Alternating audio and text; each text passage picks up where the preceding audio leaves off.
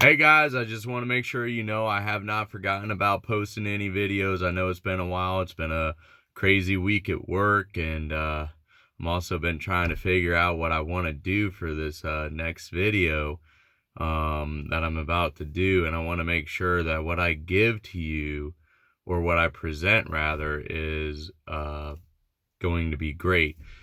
And I've decided on what I'm going to start talking about, and this is kind of where I'm going to be sitting.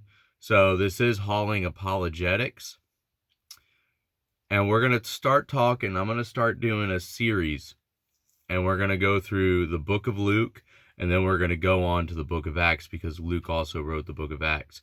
And I want to talk about a few things about Luke here real quick. This is going to be a short video. It's kind of basically an introductory video into this series that I'm going to do. The majority of the videos I'm going to be doing, it will be to this series.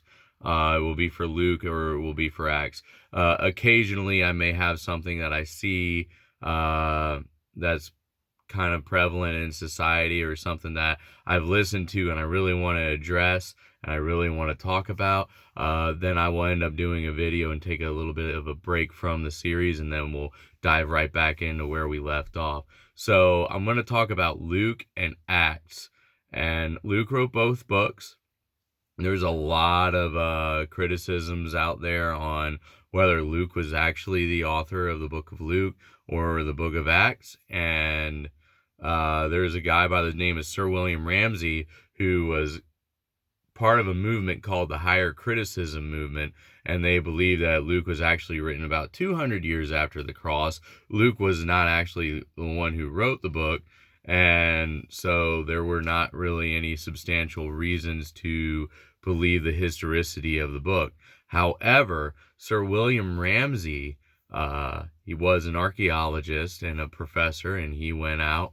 I don't remember where he taught, but he was a professor, and he went out and he was going to disprove who wrote the book of Luke and Acts. He was going to disprove that Luke was the author. And when he went out to do this, he could not prove it. As a matter of fact, he came out and said that Luke was a world-class or a first-class historian. And that Luke wrote the book of Luke and the book of Acts. This is amazing. This is an amazing discovery. He went through all the different places that Luke said that he was, and looked for the historical clues that, would cue him in that Luke was actually where he said he was, or that these things actually happened in the place that Luke said they happened. Because if you read the first chapter and the first 4 verses, Luke is talking to the most honorable Theophilus. And what is he saying to the most honorable Theophilus? He says, I have carefully investigated everything, that you may know with certainty the things that have happened here. And he also says that it seems good to him, everything has happened. So what's really interesting when we look at Luke is, what does he start talking about? He starts talking about miracles, right? And he starts talking about a virgin birth. He starts talking about the resurrection of Jesus Christ. And then he moves on into Acts, and he talks about all the miraculous signs and wonders that happened in the book of Acts. Also, a couple of the miraculous signs and wonders that he was able to witness, because he transfers from, they and Paul and them, and to we, where he starts including himself in, where we notice that he starts picking up into the story because he was there with them. For instance, the shipwreck on the island of Malta, he's using the we statements.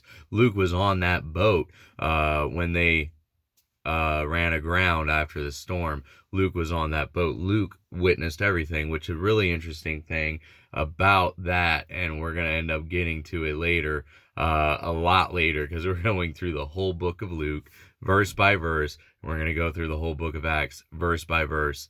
So it's going to be a while before we get there, but there's something really cool about that Malta story.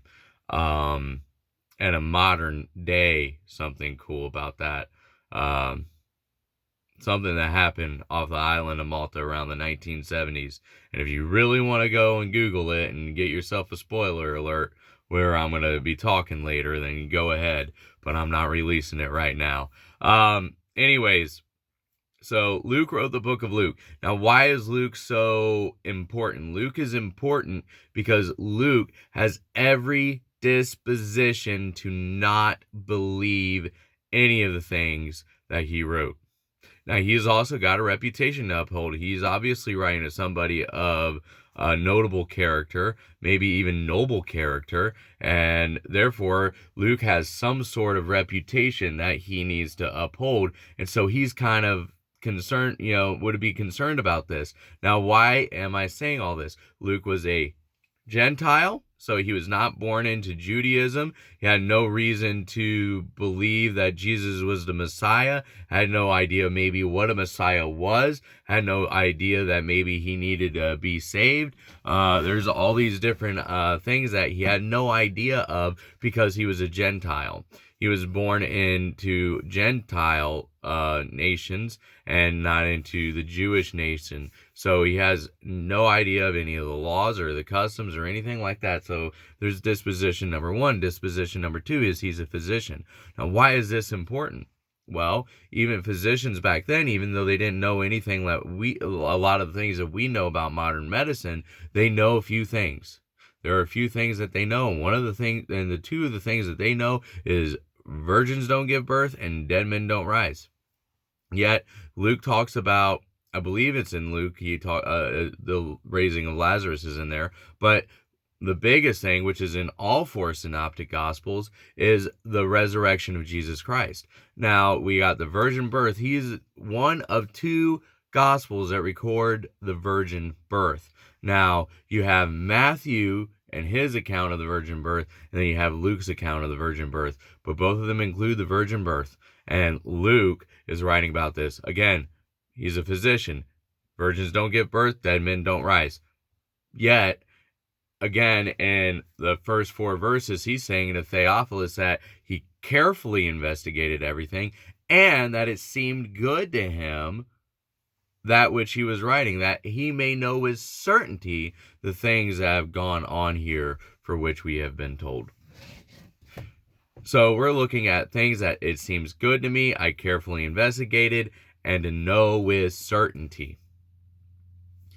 Isn't that interesting? And then he goes on, and the first thing he starts talking about is a virgin birth. He starts talking that story, John the Baptist and everything, and he goes through that whole story, and he's talking about a virgin birth right from the get-go. He's talking about an old woman who's pregnant, who shouldn't be pregnant, but is pregnant. And, so he's talking about that. He's talking about the virgin birth. He's talking about miracles, right? All these different things that physicians would understand even in that day and age that just don't happen. Yet here they are. And Luke is recording them here. Virgins don't give birth, dead men don't rise. But yet Luke is recording them against all odds and risking his own reputation. Why? Because he truly believed in this. And he had every disposition not to.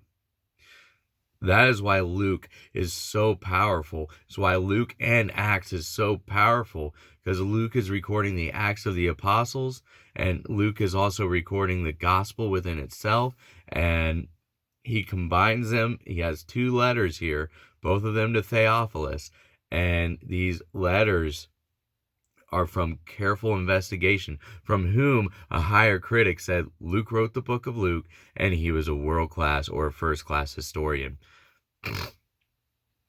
Very careful in what he did. So we have every reason to believe everything that Luke has written about. Luke had, and he said he carefully investigated everything. That means, you're talking about virgin birth, he was probably talking to Mary, right? Peter denying Jesus, he probably got that from Peter, right?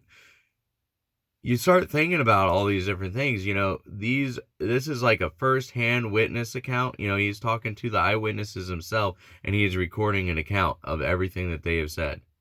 Now, there's one thing Mary's going to remember. She's going to remember that virgin birth. She's going to remember everything about that, because that's just so something that would stand out. Secondly, have you ever met a woman that could not tell you about any of the babies that they've had? And this is under natural circumstances, and this was a supernatural experience for Mary. So she's going to absolutely remember everything that happened and be able to tell that to Luke. And Luke is going to be able to record that. And you're looking at all these different things as people are telling him what's going on or what has happened. He's recording it. And the immense detail that's included in here is just absolutely mind-boggling. But yet, Sir William Ramsay, who went out to disprove everything, went to all these different archaeological sites and discovered everything that Luke had written was correct and accurate. Now that is mind-boggling, which is why Luke in Acts is so fascinating and is so amazing, and it's just rich with apologetic material, but it's also rich with theological material, and it is rich with life application material. And so we're going to dive in. This is the end of this video. I'm just kind of introducing this whole series. It's going to be a long, drawn-out series, but it's going to be a worthwhile series. So, guys, tune in to the next video. We're going to dive into the first 4 verses, and we're going to really just focus on that. And, guys, I love you. God bless, and have a great day.